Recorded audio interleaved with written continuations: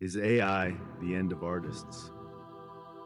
In recent years, AI has rapidly improved and has opened a door into the art world. AI has been feeding itself knowledge of thousands of pictures and has now acquired the ability to digitally create an image according to any description. Not only can it make images in seconds, but its algorithms have people art without permission. This is a hazardous thing when the question of who and what can make art and what art is. Art is a very human trait and should not be created by AI. It can cause chaos and be upsetting. Just like in the case of Midjourney Jason Allen. Jason Allen entered an art competition and won first prize out of 18 other entries. It took Jason 10 seconds to create that piece of art, and so the public's reaction was very negative. I believe he cannot consider himself an artist for using a chat generator. There was no effort, no emotion, and no craftsmanship. Is it considered an art form? The portrait of Edmond de Bellamy, an AI-generated painting made by French art collective known as Obvious in the style of an unfinished, has been stealing. Painting made by French art collective known as Obvious in the style of an unfinished 19th century portrait, sold for $432,500 or 40.5 times the estimated price. The first painting to be produced by artificial intelligence fetched nearly $500,000. It is the first piece of artificial intelligence art sold at a major auction house. A genuine Picasso print in the same auction sold for about the same price as the AI painting. I believe this is just enhancing the fact that real art is in danger of losing its true value, and technology is becoming a threat. The most interesting case of AI-generated art I have found would certainly be Ada, also known as the AI God. Ada was made in 2019. Ada is the first ultra-realistic art robot and has received a lot of attention in the art world, having caused plenty of discussions. In a way, the machine has achieved celebrity status, being photographed and questioned all in a very human way.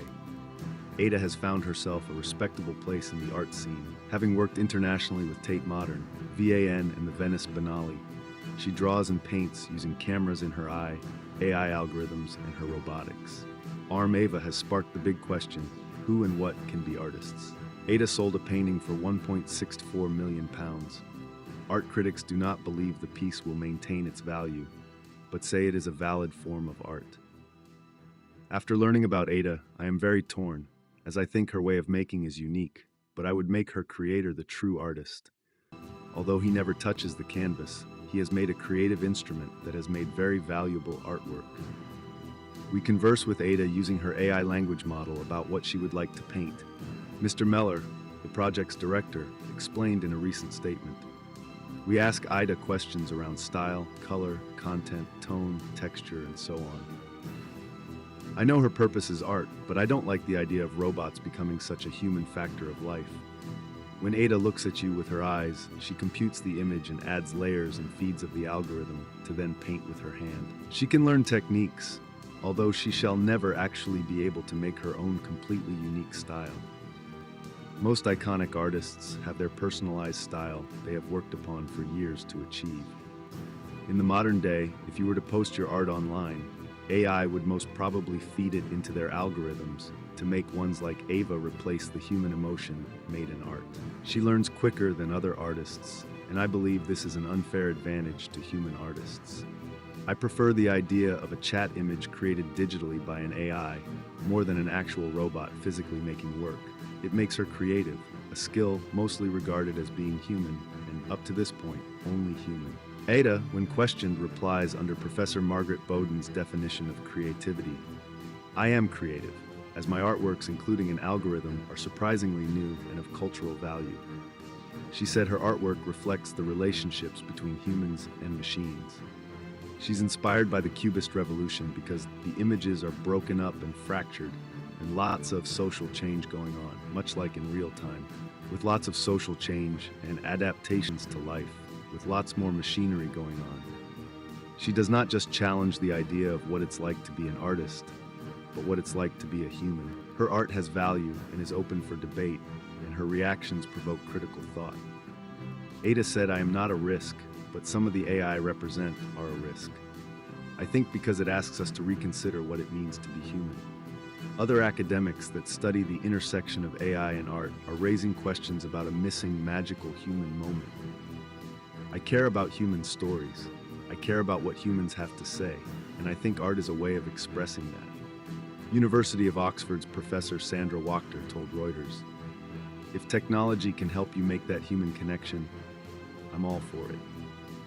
I'm just worried that doesn't happen, that the storytelling stops, that magical human moment just becomes something that will be reduced down to pressing a button." It is all very unsettling, but very interesting. And I can understand why there is so much discussion around Ada. Is this the beginning of the end of the artists? The question these cases raise is AI acceptable in the art world? Does it hold value? Does using AI make you an artist? And is technology going to take over the creative scene and replace the human emotion made through connection? Can it be used for a creative outlet? In my eyes, no, it does not count. It's robbing artists, devaluing proper art. It changes what it means to be an artist, and actual talent is being wasted. I believe AI is the end of art. Although I believe AI-generated art is distasteful, I believe AI can be used as a tool for creative outlet. To make this video, I use an AI voice generator. It took no time. I think AI art can be fun to play with, but also holds danger of how realistic images can be. It can be used almost as propaganda. Fake images, people being made of fake scenarios. This could be done in a hurtful way, and the wrong hand's a bad tool. Art should remain a natural process. Expression and reality is the key to my art practice. My theory of practice is keeping it genuine. A piece made of strong human emotion. Some ugly, some pretty, but being able to reflect your inner thoughts. I have looked so deeply into technology and art because it is the most unnatural, unethical making. Art therapy is a theory of practice within its own. Art therapy is the reason I am an artist. It is the rawest art, so powerful, personal, and telling a story, produced in painting the human experience, the problems that arise in life. This is why I believe AI shall never be true art. I see art as something of a diary, days made into collage illustrations and poems, memories held in paint forever. To get covered in materials and to be proud of something you've made. Maybe a piece you shall only ever truly understand, not an AI-generated image made in seconds. A robot will never be able to achieve this. Art therapy has improved the lives of many battling mental health issues, and in this modern day, with most people struggling with their mental health, I think this is very important. It's very important to keep it authentic. I believe artists should continue to make without assistance. Otherwise, we shall lose the power and beauty of the connection of people and material and what one can express through a medium.